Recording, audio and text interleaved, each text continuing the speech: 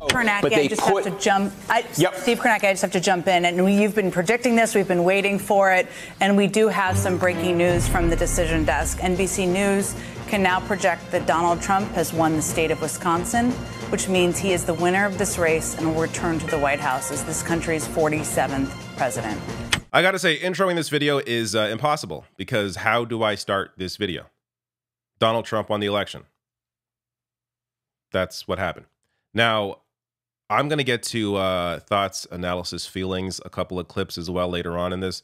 But I actually want to start with something that is applicable to understanding how complicated voters are.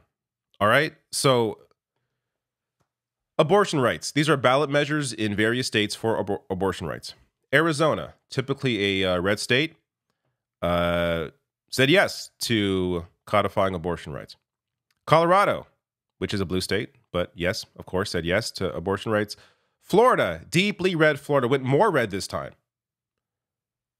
A majority said yes to abortion rights, but Ron DeSantis, the governor there, changed the rules so that you need 60% for ballot measures to pass, which is ridiculous. I'm not sure why that makes any sense. But point being, a majority of people there wanted abortion rights. The same thing happened with cannabis legalization in Florida. A majority said yes, but it didn't hit 60. But worth noting, Maryland, blue, of course, yes on abortion rights. Missouri, red Missouri, voted for Trump, yes to abortion rights. Montana, another one, yes to abortion rights. Nebraska is a no. They also prohibited after the first trimester, so this one actually did pass. This one is not yet in, but it looks like it's going to be a no. Nevada, yes. Big numbers there for abortion rights. New York, of course, yes. South Dakota is a no. So a few states there, red states, voting for Trump in big numbers, bigger than last time, and voting for abortion rights. Some other examples here. Missouri voted to increase the minimum wage and require paid sick leave. Voted for Trump and passed this progressive measure. Kentucky said no to public funding for private charter schools. This is a progressive policy. We don't want our public money in private schooling. This is progressive policy. Red Kentucky voted for this. Alaska said yes to raising the minimum wage to $15 per hour and ensuring paid sick leave for workers. Deep red Alaska voted for Trump, voted in a progressive policy.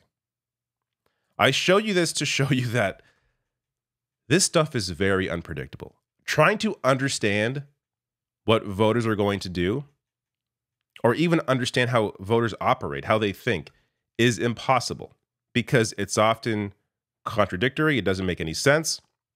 Why you would vote for abortion rights and then vote for Trump doesn't make any sense. None of this makes any sense. But it goes to show that people are complex. Now, this gets to the results in the race here. Not only did Trump win the Electoral College, he won the popular vote.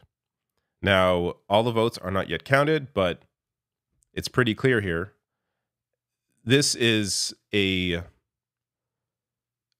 are so, understanding, we're in the waking hours of the results here. For me to have a full, complete analysis is impossible. But there is both a failing here of the Kamala Harris campaign, but also a deep failing of the Democratic Party in general in all of these states for years. The lack of investment, the lack of a real, coherent, consistent message. All of this is a problem. Trump works on cultural issues. A lot of it is reactionary. It's really easy for people to fall into and grasp. And he's been consistent. The party has been consistent in listening to the base. This is the result of that. You have massive turnout. Your people come out. Democrats. In fact, this was, I don't think I have the headline here lined up, but the first time where independents came out in bigger numbers than Democrats. A lot of people simply don't identify with the party. There has to be a real investment going forward in what the party identity actually is. And cozying up to corporations and people like Liz Cheney, clearly not the solution. Now, on the polling, this I find to be amazing. So Matt Bruning here, just noting that the Ann Seltzer poll, which is the poll in Iowa that has almost never been wrong, the most it's been off by, Ann Seltzer's been off by is 5 points a few years ago, but that was just outside the margin of error. This time, off by 17 points. So this poll, again, that is so reliable, typically, had Harris leading Trump 47-44 in Iowa. The margin of error was 3.4 points. She was off by 17. When it comes to, I did my prediction video yesterday. I'm sure that's a fun watch now for some people. Predictions like that are only as good as the data. If you are completely missing who was going to vote, and the fact that Trump clearly brings out people that just appear out of nowhere, just come out of the caves and start voting, then you are clearly missing something. Because polling in the midterms was not off like this. In fact, it underestimated in some cases the Democratic turnout. But it's when Trump is on the ballot, be it in 2020, of course 2016, but 2020, he also overperformed, even though he lost. And this time, it's just he brings out people that just would not vote normally in any other election, but they'll come out to vote for him. You could call it, a cult of personality, call it whatever you want, but that's what happens. And that's something that the polling has consistently been missing. And just in terms of, I was going to show this earlier, but, Biden 2020 won the popular vote. Big numbers here. These numbers, we're going to have to keep an eye on this compared to this. So, California, I believe, takes a while to count. So some of these states, as they come in, these votes are going to tick up. But is this really going to get anywhere near where Biden was? Seems unlikely. Meaning, depressed turnout for the Democratic Party, just generally, even apart from Trump's big turnout, an issue here for Democrats. Now I'm going to get to more analysis here, including a clip from Tim Walz and what the Harris campaign maybe should have listened to. But before I get there, I actually have a sponsor for this video, which I think is both applicable to this story and also my audience. Since I am just one person, one of the biggest issues that I run into when researching a story is knowing if I'm getting the full picture. So having quick access to a variety of sources and their political leanings helps out quite a bit. That's why I use Ground News. So Ground News is an app and website that brings together related stories in one place to highlight important perspectives often overlooked in mainstream media. Every story comes with a visual breakdown of the political bias, reliability, and ownership, all backed by ratings from 3 independent news monitoring organizations. For example, when Kamala Harris gave her first Fox News interview, you can see how many sources covered it, along with their political leanings and the overall bias distribution, and then you can actually go and see how differently it was covered depending on the source. Now, one of my favorite features is their blind spot feed, which shows you stories underreported by one side of the political spectrum. Go to ground.news/Rational National or scan the QR code for 50% off their unlimited access Vantage plan. This is a limited time offer during election season. And I probably could have relied on them even more leading up to the election. Now, I want to play this clip from Tim Walz. This was taken before he was picked as VP, and he was asked if there's one issue that you think the campaign, the Democratic Party, should campaign on more and focus on in an election race. What is that issue? Here's what he said. I think one of the things is that people really see, because it empowers their family. It shows it. I think the paid family and medical leave. We're the last nation on earth basically to not do this. It is so foundational to just basic decency and financial well-being. I think we should do paid family medical leave across the country. And I think that would start to change both finances, attitude, strengthen the family. This is one, if J.D. Vance is right about this, that we should make it easier for families to be together, then make sure that after your child's born that you can spend a little time with them. That'd be a great thing. Then the Harris campaign added him to the ticket, and they didn't take his advice. The focus instead was on Liz Cheney, was on trying to appeal to Republican voters. I'll get to how that worked out in a second. But you had that policy, paid sick leave. I showed you already. It passed in Alaska. It also passed in Nebraska. 2 red states passing paid sick leave. Imagine if the campaign had focused on 1 or 2 of these issues. You know, this one, like just clear focused issues, paid sick leave, and the Harris campaign policy of expanding Medicare to include long-term at-home care, another fantastic policy. Focus on those 2 for your campaigning. Less on the Cheney, less on, even immigration policy. Focused on these things, you would have had at least a differing message than just trying to be Republican Part 2. Because how many times have we seen this again and again? When Democrats try to simply be a lesser version of a Republican, the Republicans just vote for the actual Republican. And you suppress turnout that may have come out for you if you had a coherent message that was clearly different from the Republican candidate. But that wasn't the case. Now, again, we're talking early analysis here. Waking hours, I'm sure this isn't the only issue, of course. There are a variety of issues in looking at demographics, how those have shifted towards Trump in a variety of ways. Like there's various things to look at here. But one of the core problems with this party has been a lack of a coherent message where they're simply always trying to chase what Republicans are doing as opposed to blazing their own trail and being their own party. Some other things I want to mention here. Walz ended the election season as the most popular candidate on either ticket. Maybe should have listened to him more and looked at what he was able to accomplish in his state.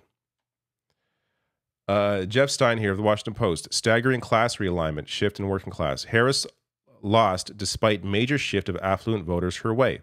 So in 2020, Trump won voters that made over 100K, 54 to 52. Harris this time won those voters, 54 to 45. And Biden in 2020 won voters that were making 50K to 100K, 57 to 42. This time, Trump won those voters with 49 to 47. And 2020, Biden won voters that made under 50K, 55 to 45, so by 10 points. This time, a massive change. Trump, massive improvement with voters under 50K, 49 to 48. A lack of a coherent message for those who are really struggling, I think, was a problem. Or not even coherent. Let's be clear. There was a coherent message, but it wasn't campaigned on. The campaigning was largely trying to be, don't worry, I'm going to have the most lethal military. That was, once that came into the campaign speech at the DNC, that was the sign that things in the campaign, the Harris campaign, were about to change. And they moved strictly into a conservative direction to try and appeal to Republican voters, which may have helped in some sense. I mean, Harris winning these voters here, but at the expense of losing a lot of other votes. Ken Klebestein sharing this. In making her closing argument this month, Ms. Harris has campaigned 4 times with Liz Cheney, the Republican former congresswoman, stumping with her more than with any other ally. She has appeared more in October with the billionaire Mark Cuban than with Sean Fain, the president of the United Auto Workers and one of the nation's most visible labor leaders. Again, going to this shift to campaigning to the right. Who is the Liz Cheney audience? Who's voting for Harris because of Liz Cheney? Clearly nobody. Mark Cuban, this is a pro-business voice. This guy was on television criticizing Bernie Sanders during the Harris campaign. How is that going to help you with voters? Just a completely terribly run campaign in the final months. And that's after the first month, which was fantastic. Then they brought on the consultant class, Democratic consultants who do what they always do, move everything to the right and lose elections. And on that point, you would think all this campaign with Cheney, all this attempt to try to get the conservative vote, this is going to move people over. So this is 2020. Biden got about 5% of people that identify themselves as Republicans. And you can look at independents too. He got 54% of those compared to Trump at 41%. Let's now go to this election. Again, reminder, Kamala Harris campaigning with Cheney, moving to the right, trying to appeal to those Republican voters that don't like Trump. Not only did she not grow her support among people that identify as Republican, she lost support. Biden was at 5%, Harris at 4%. Also, the independent vote went down at 50%. Biden was at 54%. Before I continue on and finish this video, the independent vote does not mean you are in between the Democratic Party and the Republican Party. It does not mean you love corporate politicians like Liz Cheney. It means you are simply independent. You don't like either party. You have a different position on a variety of issues. Maybe you care about one issue that neither party is talking about or isn't talking enough about or isn't doing enough about. People just, they've lost this identification with parties. Trying to use Liz Cheney to appeal to them or people that, have left Trump has not been the solution. It didn't work in 2016. It didn't work this time. Biden ran a more comprehensive or overreaching campaign where he was trying to appeal to everybody, conservative voters as well as Bernie progressives. So I think he did a better job at running a more well-rounded campaign in that sense. So I think he was able to capitalize on that. This time, though, it was clear. The campaign made a certain move in a certain direction to the right, and it didn't work out. And it continues to never work out, and it's never going to work out because that's not where the voters are. This video is going too long. So I'm going to get just a few more things here and then get out of here. So independent turnout for the first time ever topped Democrats. I think I mentioned this earlier, but tops Democrats, ties Republicans. That just shows you again, people are identifying less with the Democratic Party.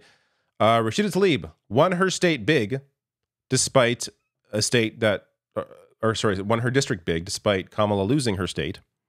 As Iman writes here, in districts that flipped from Biden to Trump, these people didn't suddenly turn right wing. They were actively lost by the Democrats who chose to ignore and patronize them. Massive victory here for Rashida Tlaib. Good for her in her district. Mike from PA just mentioning this. I think it's true. If you opposed Bernie in 2020 or 2016, you are the problem. I agree. Sahil Kapoor here writing the story of the Texas Senate race. Ted Cruz won Latino voters by 6 points. In his last race in 2018, he lost Latinos by 29 points. That is a 35-point swing. There's going to be a lot of analysis around what the hell went on there. I have nothing else to add. That is just a wild thing. Alex Cole sharing, this is unbelievable that this wasn't the end for him. Absolutely. Trump tried to steal the election and he won again. So some of this is just hard to even understand. Ben Spielberg, the people who advised the Democrats to act like Republicans have now lost the most unpopular presidential candidate in history twice in 8 years. Lost to him twice, Trump. How do any of these people still have credibility? Their post-election takes should be laughed at. Nobody should listen to them. Yeah, I've already seen a few clips from cable news with these same dippies on saying garbage crap. All right, I'm not going to read through all this, but here you go. The Trump-Vance Project 2025 plan. It's hard to know how much of this they're going to do, but this is the campaign. So there you go. You can pause the video or read through that. I've discussed much of it before. There isn't a whole lot left to say. I don't know. I am a little speechless still trying to recoup my thoughts. The biggest issue here is what this is going to mean for minority groups, for trans people, for abortion rights, women's rights, generally. A lot of this right now is sort of unknown because we simply don't know what he's going to do. I think Trump is more of just a vessel for a lot of the worst people imaginable, and that's what makes this so terrifying.